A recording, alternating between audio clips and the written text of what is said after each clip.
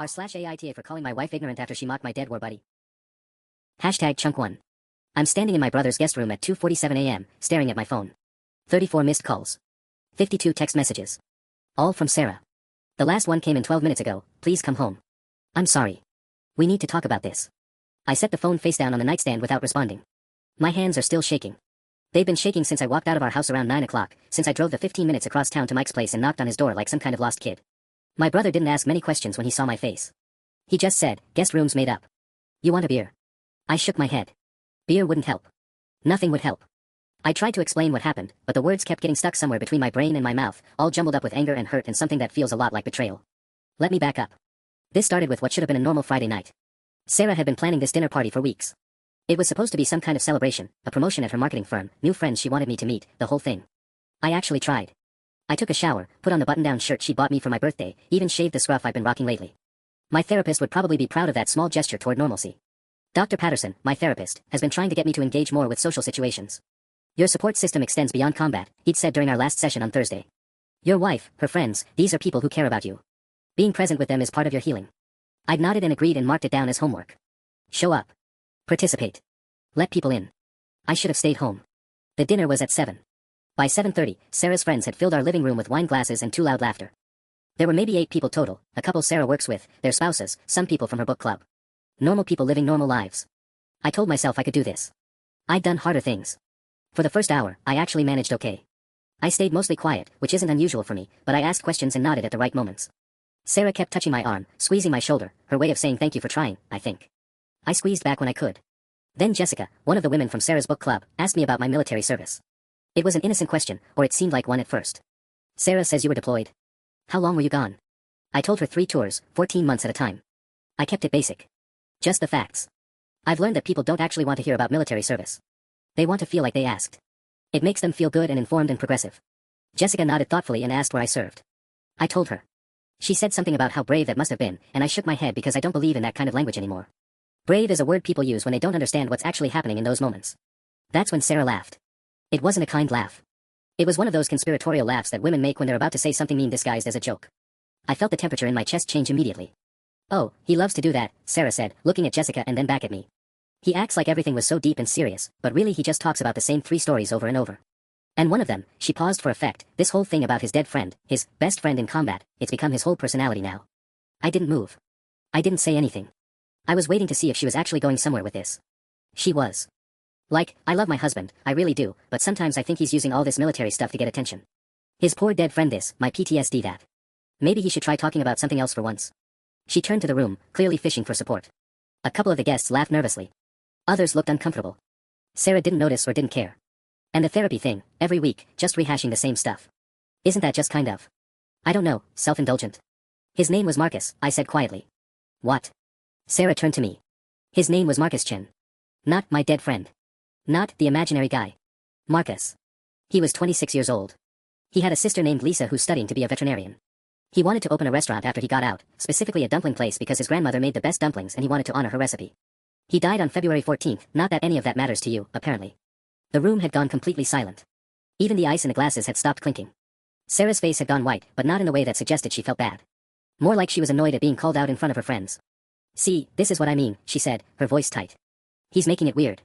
That's when I snapped. Not physically, I don't do that. I've got enough control to know that violence isn't the answer, despite what some people might think about military guys. But my voice came out cold in a way I didn't recognize. You're ignorant, I said. Actually, ignorant doesn't even cover it. You're cruel. And I genuinely cannot, be in the same room as you right now. I stood up, grabbed my keys from the counter, and walked out before she could respond. I didn't slam the door, didn't yell, didn't do anything dramatic. I just left.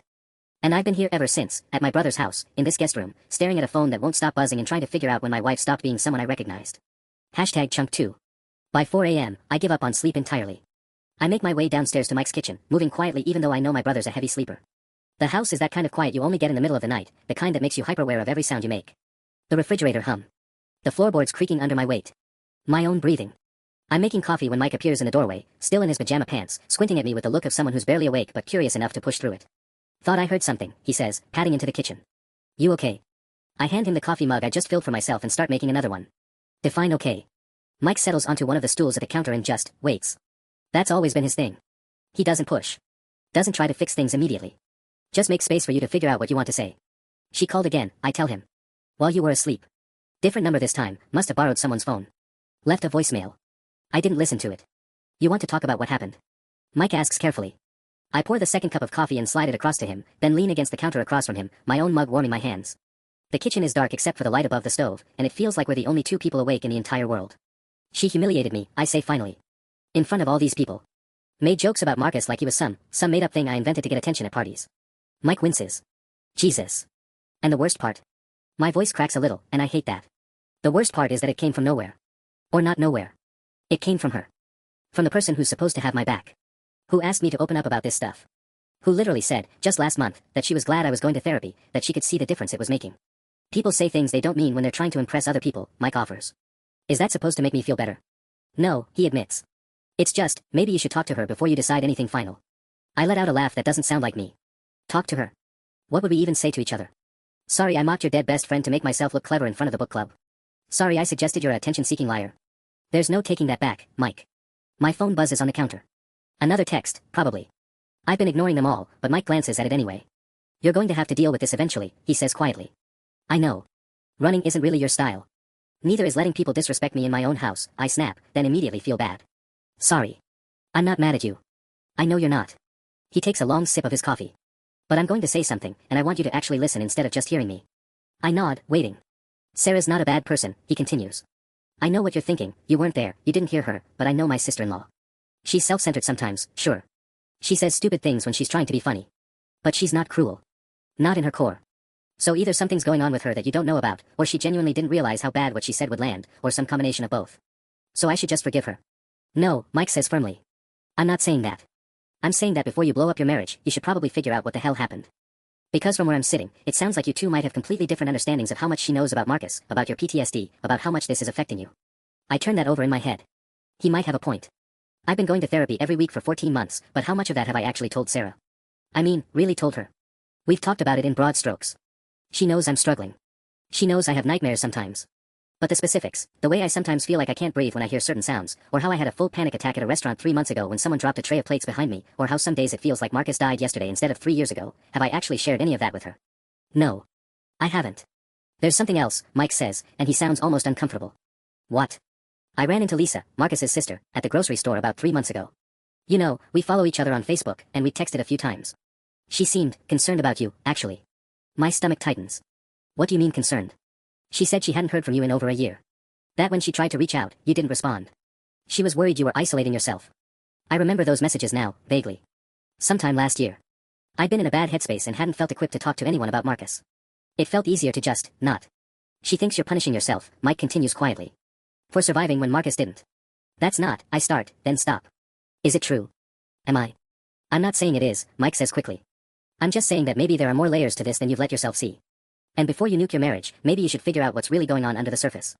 For yourself, not just for Sarah. My phone buzzes again. And again. This time it's actually ringing, a call coming through. I look down at the screen. It's Sarah. Don't answer it, Mike says. Not yet. But eventually, you're going to have to. He's right. I know he's right. And that's somehow worse than if he was wrong. #chunk3. I let the call go to voicemail again, but Mike's words keep echoing in my head as I sit there in the dark kitchen, nursing cold coffee. Maybe there are more layers to this than you've let yourself see. The problem is, I don't want there to be layers. I want this to be simple. I want Sarah to be the villain, and me to be the wronged party, and for that to be the end of the story. But life doesn't work that way, and I know it doesn't work that way, and that's what makes everything so much harder. I end up leaving Mike's around 7 a.m. Not because I've made any decisions, but because sitting in his guest room felt like I was just delaying the inevitable, and I needed to move. I drove around for a while, no destination in mind, just letting the road carry me.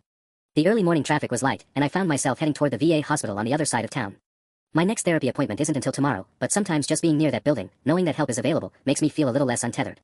I park in the lot and sit there for a long time. The sun's fully up now, and the parking lot is getting busier. Other veterans coming in for appointments, probably. People with their own versions of my problems. People who understand without me having to explain. My phone finally buzzes with a text instead of a call. From Sarah, *, please talk to me. I don't understand what happened. I want to fix this, *. The words sit there on the screen, and I read them about 10 times, looking for some hidden meaning, some proof that she really did know exactly what she was doing. But maybe the problem is that I want to find something sinister that isn't there. Maybe Mike's right, and I've gotten so good at keeping people at arm's length that I've never actually let Sarah see the full weight of this. I call Dr. Patterson. It's Saturday, and I'm not supposed to be able to reach her, but I have her emergency number for situations where I'm really struggling. The phone rings 3 times before she picks up, and I can hear in her voice that I've caught her off guard. I need an appointment, I say without preamble. Today if possible. Or first thing Monday. I don't care. But I need to talk to someone who isn't my brother and isn't my wife. Okay, she says, her voice shifting into that calm, professional tone I've come to recognize. Can you tell me if you're in crisis? Are you having thoughts of harming yourself? No, I say, and I mean it. That's not where my head is.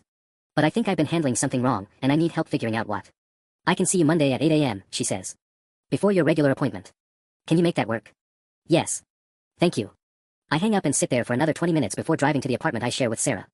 The one I haven't been to since I left yesterday morning. It's strange how a place you live can feel like a foreign country. I use my key and step inside, half expecting something to be different, but everything is exactly as I left it. The living room is still messy from the dinner party. Sarah hasn't cleaned up yet. Glasses on the end tables. A serving spoon on the couch cushion. Napkins scattered across the coffee table. It's such a mundane lack of perfection that it almost breaks something in me. I hear movement from the bedroom. Sarah appears in the hallway wearing one of my old army t-shirts, the faded one from basic training that I'd forgotten I even owned. Her hair is in a messy bun, and her face is blotchy in a way that tells me she's been crying. A lot. When she sees me, her whole body tenses. Hi, she says carefully, like I'm a spooked animal that might bolt if she makes the wrong move. Hi, I say back. I'm sorry. The words come out rushed, desperate. I'm so sorry. I don't know what I was thinking. I wasn't thinking. I was trying to be funny and it was mean and stupid and I hurt you and I've been. She stops, takes a breath. I've been sitting here all night trying to figure out how to fix this. I move into the living room and sit down on the edge of the couch. Sarah hovers in the hallway, giving me space. Can I sit? She asks. I nod. She perches on the opposite end of the couch, her hands folded in her lap like she's afraid of taking up too much space. I want to understand something, I say. When you were making those jokes, about Marcus, about the imaginary dead friend, what were you thinking? Sarah flinches at the phrasing, but she doesn't look away. Honestly?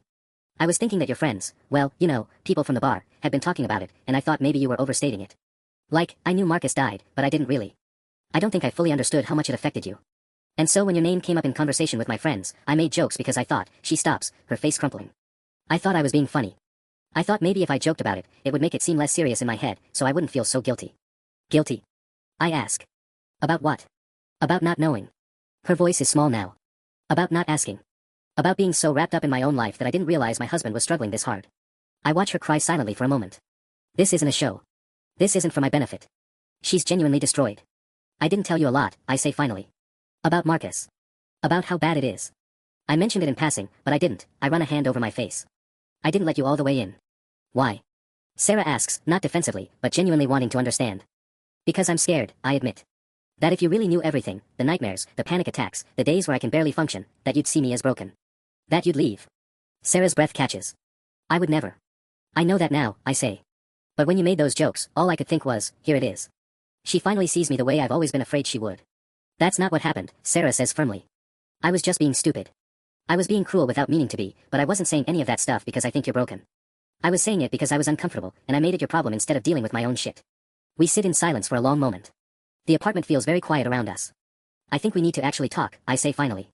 Really talk. About Marcus, about my PTSD, about everything. Not the surface stuff. The real stuff. Sarah nods, her eyes red and wet. I want that. I want to understand. Hashtag chunk 4. What comes next should be easier. That's what I tell myself as Sarah and I sit there on that couch with the dinner party mess still scattered around us like evidence. We've acknowledged the problem. We've both apologized. We've agreed to communicate. This is supposed to be the turning point, the moment where we both decide to fight for the marriage instead of letting it implode. But as Sarah gets up to make coffee, I realize that deciding to talk and actually talking are two completely different things. She comes back with 2 mugs, and we sit there with them steaming between us like some kind of awkward ritual. Sarah curls her legs up underneath her, and I notice she's still wearing my old army shirt. The fabric is soft and worn from 100 washings, and it smells like the detergent we use now, not like basic training anymore. That detail shouldn't matter, but it does. I don't even know where to start, Sarah says finally. Like, there's so much I don't know. I don't know what Marcus was like. I know his name and that he died, but I don't know who he was. It's a fair question. It's also the one that makes my chest tighten in a way I didn't expect. He was. I start, then stop. He was the kind of guy who would have hated being talked about. He was funny, but in this dry way that most people didn't get. Sarcastic. He had this weird thing where he'd quote movies in the middle of conversations, and you'd have no idea what he was talking about until like 3 hours later when it would suddenly click. He loved terrible action movies. We'd watch them in the barracks and he'd narrate them like a sports commentator. I pause, surprised that I can talk about him like this without falling apart. Maybe because Sarah isn't mocking him. Maybe because she's actually listening. He was also scared, I continue. I don't think a lot of people knew that. He was really good at hiding it, but Marcus was scared a lot of the time. Not of the combat stuff, necessarily, but of letting people down. Of not being good enough. He had this girlfriend back home, and he was convinced the whole time we were deployed that she was going to leave him. Turns out he was right, she did, about a month after he died. Married some guy who worked at a bank. Marcus would have hated that. Sarah is quiet for a long moment. I'm sorry, she says. That sounds like a really lonely thing to go through. Yeah, well. I clear my throat. That's the thing nobody really talks about with the military. It's supposed to be this bond-building thing, like everyone's one big team, and that's true to a point. But you're also carrying around everyone else's fears and doubts along with your own. And when someone dies, you don't just lose them once. You lose them over and over again, when you're at a bar and you see someone who laughs like him, or when you hear a stupid song he used to sing, or when you see someone doing something he would have done. I take a sip of coffee even though it's still too hot. It gives me something to do with my hands. I think the thing I haven't told you, I say slowly, is that I feel guilty. About surviving. The words hang there between us, and Sarah sets her mug down carefully on the coffee table. What do you mean, she asks. I mean that Marcus is dead and I'm not, and there's no good reason for it. It was just luck. It was just chance that a piece of shrapnel didn't hit me instead of him. And sometimes I wake up at 3 in the morning and I think about all the things he didn't get to do. He didn't get married or have kids or learn to play guitar like he always talked about. And I'm here, and I have those opportunities, and I'm squandering them by not fully showing up. Sarah reaches over and takes my hand. Her palm is warm from the coffee mug. You're not squandering them, she says. Aren't I? I pull my hand back, not unkindly, and stand up. I start pacing. I'm here, but I'm not really here. I'm in therapy, but I'm not telling Dr. Patterson everything. I'm married to you, but I've kept you at a distance because I was too scared to let you see how broken I am. Marcus is dead and I'm alive and I'm wasting it by being too afraid to actually live. You're not broken, Sarah says firmly. You're dealing with trauma. That's different. Is it? I turn to face her. Because from where I'm sitting, it feels like the same thing. And I keep thinking that if I had just been more present with you, if I had actually talked to you about Marcus and about what I'm dealing with, maybe you wouldn't have made those jokes. Maybe you would have understood why it was such a big deal. That's not fair, Sarah says, and there's an edge to her voice now. I was wrong. I've said that.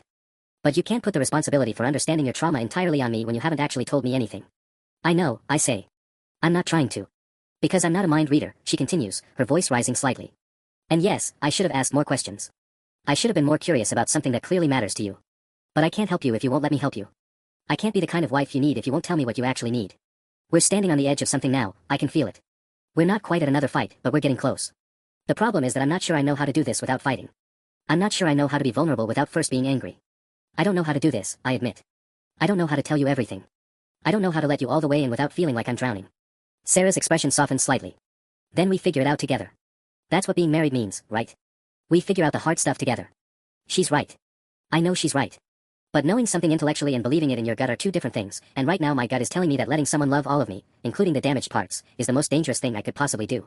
I need to think, I say. I'm going to go back to Mike's for a bit. Not because I'm angry. Just because I need some space. Sarah nods slowly, and I can see the disappointment in her face, but she doesn't argue. Okay, she says quietly. But we're going to talk about this more. For real. Yeah, I agree. We will. But as I grab my keys and head for the door, I'm already wondering if talking is actually going to be enough to fix what's broken between us. #chunk5. Mike's place feels smaller than I remember. Maybe that's because I'm sitting on his couch at 11 o'clock on a Tuesday night, nursing a beer I don't really want, while my brother pretends to watch a rerun of some cop show he's clearly seen a dozen times before. You want to talk about it? He finally asks, muting the TV. Not really. Tough shit, Mike says, and there's no malice in it. That's Mike's way. He's 5 years younger than me, never served, works in IT, and has somehow managed to build a marriage that actually seems functional.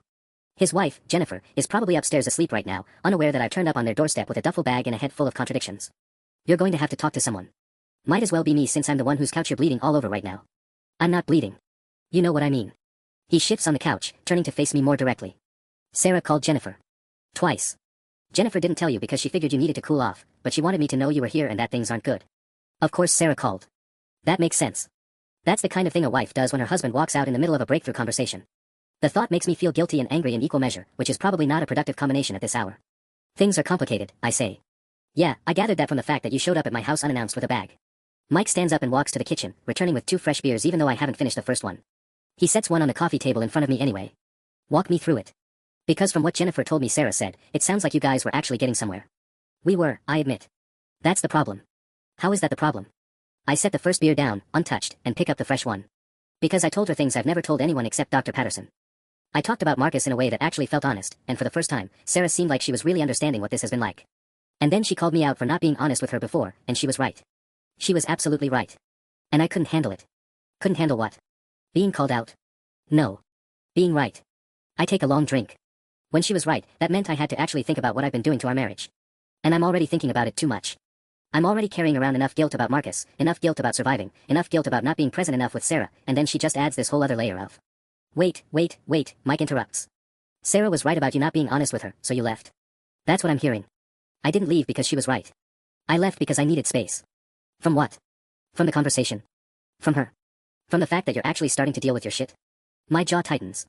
From all of it. Mike leans back against the couch and lets out a long exhale. You know what your problem is? You're so used to being in control, from the military, from the structure of that life, that the minute things get messy and uncontrollable, you bail. It's like your fallback move. Something gets hard, and suddenly you need space or time to think or whatever. But what you're actually doing is running. I'm not running. Aren't you? You're literally sitting on my couch instead of at home having a difficult conversation with your wife. Because I don't know how to do it, I snap, louder than I meant to. I take a breath, trying to dial it back. I don't know how to sit with all of this and not just shut down or explode. That's what I told her. That I don't know how to be vulnerable without being angry first. Okay, so that's the actual problem. Not Sarah. Not the marriage. You. Thanks for that, I say bitterly. I'm not trying to be a dick. I'm trying to get you to see that what happened tonight wasn't her failing you. It was you recognizing that you need to do something different, and then being too scared to actually do it, so you left. She said I can't expect her to understand something I won't tell her about. She's right. I know she's right. I stand up abruptly, and Mike doesn't flinch. That's what makes it worse. I can't even blame her. I can't even convince myself that she's being unreasonable because she's not. She's being completely reasonable, and I'm the one who's broken and messy and can't figure out how to let someone help me. So let her help you, Mike says simply. I don't know how. Figure it out. That's what being married is. You figure it out together. He pauses. Did Sarah say that exact thing to you? I think back. Yeah. She did. Almost word for word. She's smarter than both of us combined, Mike continues. She loves you.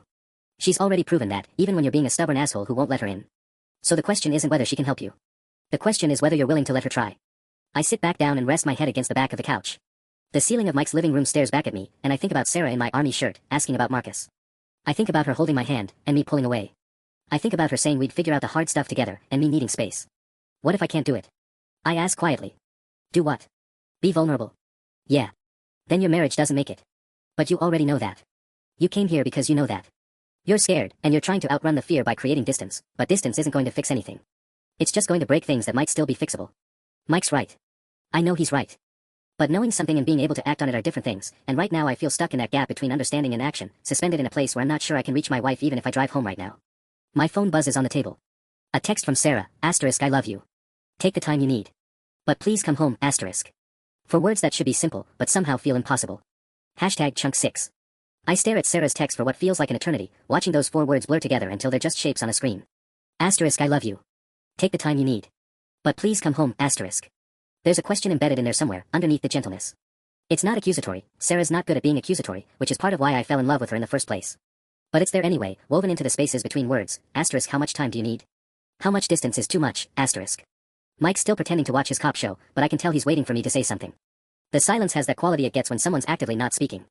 She wants me to come home, I finally say, holding up the phone like it's evidence of something. So go home. It's not that simple. It actually is that simple. The complicated part is what happens after you get there. Mike mutes the TV completely now and turns to face me. But sitting here isn't making anything simpler. You know that, right? He's not wrong. But the thought of going back to that house, of facing Sarah after I've spent the last few hours working myself into a different kind of knot, feels overwhelming in a way I'm not sure I can articulate. At least here, with Mike, I can pretend that I'm still processing, still thinking things through. At home, I'd have to actually do something about it. What if I say the wrong thing? I ask. What if I get home and I just shut down again? Or worse, what if I try to open up and it comes out all wrong and makes things worse? Then you'll have tried. Which is more than you're doing right now. My phone buzzes again. Another text, this time from Jennifer, *Mike, tell him to call her. Seriously, *. I show Mike the screen. He grimaces. She's not wrong. Jennifer's never wrong about this stuff. It's annoying. Your wife's texting me now. She wants to help. She's probably been pacing upstairs for the last 20 minutes waiting to hear that you'd at least responded to Sarah. Jennifer thinks your marriage is fixable, by the way. She was very clear about that when she called me out for not immediately kicking you out of the house. Good to know I have a character reference, I mutter. You do. Multiple, actually. Sarah called Dr. Patterson. I sit up straight. She what? Jennifer said Sarah called your therapist and asked if you were in crisis. If you might do something, Mike stops himself, but I know what he was going to say. If I might hurt myself. The implication hangs there between us, heavy and unwelcome. Patterson apparently told her that no, you weren't in crisis, but that you were avoiding your problems, and that she, Sarah, needed to let you know that avoidance is a symptom of your PTSD, not a solution. Dr. Patterson said that? About me? She said that about PTSD in general, but yeah, she was definitely talking about you. Jennifer's got a good memory for details like that. Mike shifts on the couch. Sarah's scared. Not just about the marriage, but about you. She thought you might do something stupid. The thought of Sarah worrying like that, afraid that I'd actually hurt myself because I stormed out in anger, lands somewhere uncomfortable in my chest. I didn't think about it that way. I was too caught up in my own justification, my own need for space, my own complicated tangle of guilt and anger and inadequacy. I wasn't going to do anything stupid, I say, and I mean it. I just needed to not be there for a while. She didn't know that. She knows you're dealing with PTSD and grief and survivor's guilt, and she knows that sometimes people with all of that make impulsive decisions. So she did what people who love each other do, she reached out to someone who might know better. She called your therapist. That feels like a violation, I say, even as I'm thinking that it's also the opposite of a violation. It's the most intimate kind of trust, going to a stranger for help because you care about someone more than you care about your own discomfort. Does it? Or does it feel like she actually gives enough of a shit to figure out how to help you when you won't help yourself? I don't have an answer for that. Or rather, I have several answers, and they're all contradictory. There's something else, Mike says, and his tone has shifted into something more careful. Sarah mentioned to Jennifer that you might not want to come back. That you're questioning whether the marriage is worth saving after everything. My stomach drops. She said that? No. Jennifer's reading between the lines of what Sarah said, but yeah, that's what Jennifer thinks she meant. That Sarah's worried you're done. I'm not done. Okay, so communicate that. Go home and tell her that. Stop sitting on my couch having an existential crisis about vulnerability and just go do the vulnerable thing. It's late. It's past midnight on a Tuesday. You think Sarah's asleep? She's not. I know she's not. She's probably sitting in our kitchen or lying in our bed, staring at her phone, waiting to see if I'm going to respond to her text or just leave her hanging indefinitely. I stand up, suddenly restless. I walk to the window and look out at the quiet street. Mike's neighborhood is the kind of place where nothing happens. Where families live in neat houses with neat yards, and marriages probably look less like a minefield from the outside. Easy. Normal. I'm scared, I admit. I'm scared that I'm going to get home and realize that what broke between us tonight is actually broken permanently. That I can't unring that bell, you know. I called her ignorant. In front of all those people. I made her feel small and stupid for something she was trying to understand. Yeah, you did. But she called you too, remember? She said some things that weren't great either. That's kind of what people do when they're scared and hurt, they lash out. So what, we're both terrible. You're both human. You both messed up. And now you get to figure out if you want to be human together or if you want to be human separately. Mike stands up too. But you can't figure that out from my couch. I know he's right. The knowledge sits heavy in my chest, immovable and certain. Okay, I say. Okay, I'll go home. Mike nods, satisfied. You want to call her first? Give her a heads up. I pick up my phone and look at Sarah's text one more time. Asterisk I love you. Take the time you need. But please come home, asterisk. I don't call. Instead, I grab my keys from the table and head for the door. If I'm going to do this, I'm going to do it in person.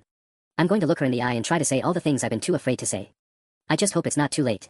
#chunk7. The drive home takes 20 minutes, but it feels both longer and shorter than that. My hands grip the steering wheel like it might escape, and I run through conversation starters in my head like I'm preparing for a mission briefing. Sarah, I owe you an apology, too formal. I'm sorry I called you ignorant, too simple, it doesn't address the actual problem. I've been shutting you out because I'm terrified you'll leave when you really understand how broken I am, too honest, maybe. Too much vulnerability all at once. The streets are empty at this hour. Just the occasional set of headlights passing in the opposite direction, carrying other people to other destinations. Other marriages, probably. Other conversations. I wonder how many of them are also sitting in silence on the drive home, rehearsing words that might not be enough. Our house is dark except for the kitchen light. That's what stops my breath as I pull into the driveway, the kitchen light, which means Sarah's exactly where I knew she'd be. Waiting. The porch light is on too, which feels like an invitation or maybe a plea. I sit in the car for a moment, engine idling. I can see her through the window, sitting at the kitchen table. She's got her laptop open, but she's not looking at it. She's looking at her phone. Probably checking to see if I've texted back. Probably wondering if I'm ever coming home at all. This is the moment. This is where it matters. I turn off the engine and get out of the car.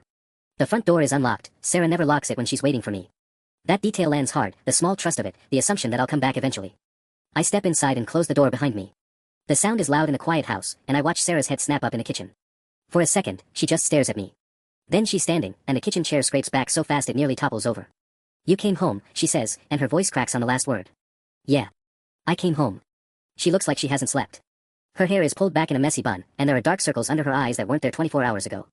She's still wearing the clothes from yesterday, some yoga pants and one of my old military t-shirts that she sleeps in sometimes. The sight of her in my shirt, looking terrified and exhausted and relieved all at once, makes something in my chest break open. I'm sorry, we both say at the same time, and then we just stand there, looking at each other across the kitchen. You should go first, Sarah says. You drove all the way home. You should get to say what you came to say. But here's the thing nobody tells you about vulnerability, it's not something you can prepare for. All those rehearsed lines I practiced in the car evaporate the moment I actually have to say them. My throat tightens up, and for a moment I can't get any words out at all. I shouldn't have called you ignorant, I finally say. I was angry, and I said something cruel, and I meant it in the moment, but I shouldn't have. You didn't deserve that. Especially not in front of everyone. Sarah shakes her head. I shouldn't have said what I said. About you using it for attention, she stops, and I can see her actually struggling with it. About your friend being imaginary. That was horrible. I was trying to be funny, and I wasn't thinking about how that would sound. How that would land. You were trying to understand, I say, and the words surprise me even as I'm saying them. You were trying to make sense of something that doesn't make sense if you've never been through it. That wasn't ignorance. That was just distance. We've been living in distance for a while now. Sarah wraps her arms around herself. I called Dr. Patterson today. I know. Mike told me. I was scared. When you left, I was scared that, her voice breaks again, and she takes a breath, trying to pull herself together. I was scared that you weren't coming back, and I was scared that maybe I'd pushed you too far. That I'd broken something I couldn't fix. You didn't break anything, I say, but even as the words come out, I'm aware of how untrue they are. Things are broken.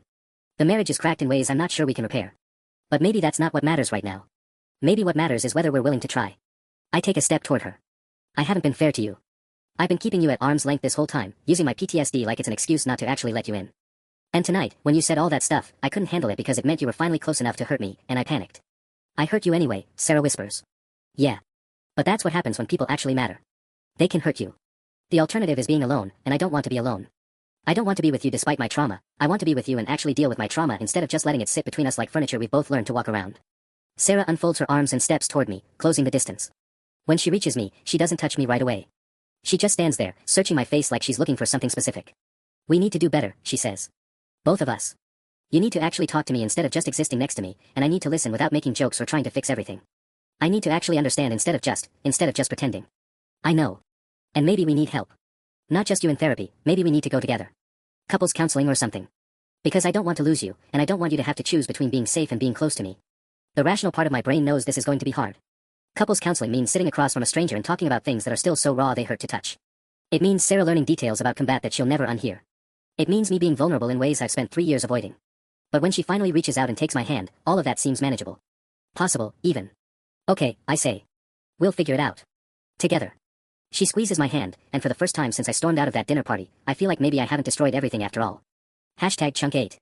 We move to the couch, and Sarah doesn't let go of my hand.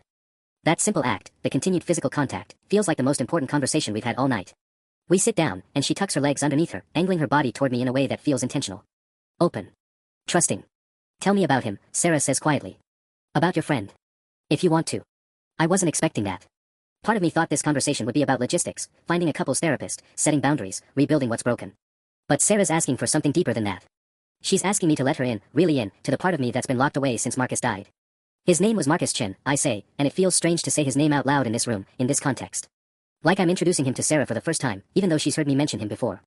We met in basic training. He was from Sacramento, had this terrible sense of humor that made literally no one laugh except me. He could make me laugh when we were on a 72-hour op with no sleep, covered in mud, completely miserable. That was his gift. I look down at our joined hands. Sarah's thumb is moving in small circles against my skin. He wanted to be a dad, I continue. He had this whole plan. He was going to get out after his second deployment, go back home, marry his girlfriend, have at least 3 kids. He used to show me pictures of houses he found online, talking about which one would have the best backyard for kids to play in. He was so sure about his future, you know. Like he'd already lived it in his head. What happened? Sarah asks gently. IED. Improvised explosive device. We were on patrol in a village we'd been to dozens of times. It was supposed to be a routine sweep. I was maybe 10 feet ahead of him when it went off. I was far enough away that I just got knocked down, some shrapnel in my leg, hearing damage in one ear. Marcus. I swallow hard. He was right on top of it. Sarah's hand tightens around mine. She doesn't say anything, just lets me have the silence I need. They airlifted him out, but he didn't make it to the hospital. He died in a helicopter. And for the longest time, I couldn't figure out why it wasn't me. Why I got to walk away and plan houses and have kids and he didn't. It seemed so random, and I hated it. I still hate it. Oh, baby, Sarah whispers, and she's crying now, real tears running down her face. I'm so sorry. I'm so sorry. The thing is, I say, I've been angry at him too. Which is fucked up, right? He's dead, and I'm mad at him for leaving me to deal with all of this alone. And then I'm mad at myself for being mad at him. It's this cycle I can't break out of. That's not fucked up, Sarah says firmly. That's grief. That's what happens when you lose someone, you get angry at them for going, even though they didn't have a choice. I look at her, really look at her, and I see that she means it. She's not offering platitudes or trying to fix me. She's just witnessing the broken pieces and not looking away. Dr. Patterson has been trying to get me to talk about this stuff, I admit. But I kept thinking that if I said it all out loud, if I actually let myself feel it, that I'd fall apart completely. Like there's only so much grief you can let out before it takes everything with it. And has that happened? Sarah asks. Now that you're saying it. I think about it. My chest is tight, my eyes are burning, but I'm not falling apart. I'm here, sitting on a couch with my wife, holding her hand, and I'm still here. No, I say. It's just sad. It's just really sad. That's okay, Sarah says. You're allowed to be sad. We sit with that for a while. I don't know how long, time feels strange right now, elastic. Eventually, Sarah shifts, and I think she's going to pull away, but instead she wraps both her arms around me and pulls me against her chest. It's awkward because of how we're sitting on the couch, my shoulders bent at an uncomfortable angle, but I don't care. I just let myself be held. I want to understand, Sarah says into my hair. I want to understand Marcus, and your PTSD, and all the things you've been carrying. I know I can't fix it, and I know I can't make it go away. But I want to try to understand. And I want you to let me. It's going to be hard, I say. There are going to be bad days where I'm not okay, and I might not be able to explain why. There are going to be sounds or smells that set me off, and I might say things I don't mean. I know, she says. And I'm going to mess up too. I'm going to say the wrong thing or not understand something I should understand. But we're going to figure it out. That's what marriage is, right? Two people who don't always get it right, but they keep trying anyway. I pull back so I can look at her face. She looks exhausted and sad and determined all at once. She looks like someone who's made a choice, to stay, to fight, to actually do the work instead of just existing next to me. I love you, I say. It comes out rough, unpolished, but completely honest. I love you too, Sarah says. Even when you're difficult. Even when you're scared. Even when I don't understand. That's not going to change. I kiss her then, and it feels like a beginning. Not a reset or a return to how things were, those days are gone, but an actual beginning of something new. Something harder and more real than what we had before. I'm not naive enough to think this conversation fixes everything. We're still going to need professional help. We're still going to struggle. But for the first time since that dinner party, since Marcus died, since I enlisted, I feel like maybe I'm not supposed to handle this alone. We stay tangled up on the couch until the sun comes up, talking sometimes, silent sometimes, just being together in a way we haven't been able to be in years. And when the morning light starts creeping through the windows, I don't feel like I need to run. I feel like maybe, finally, I can stay.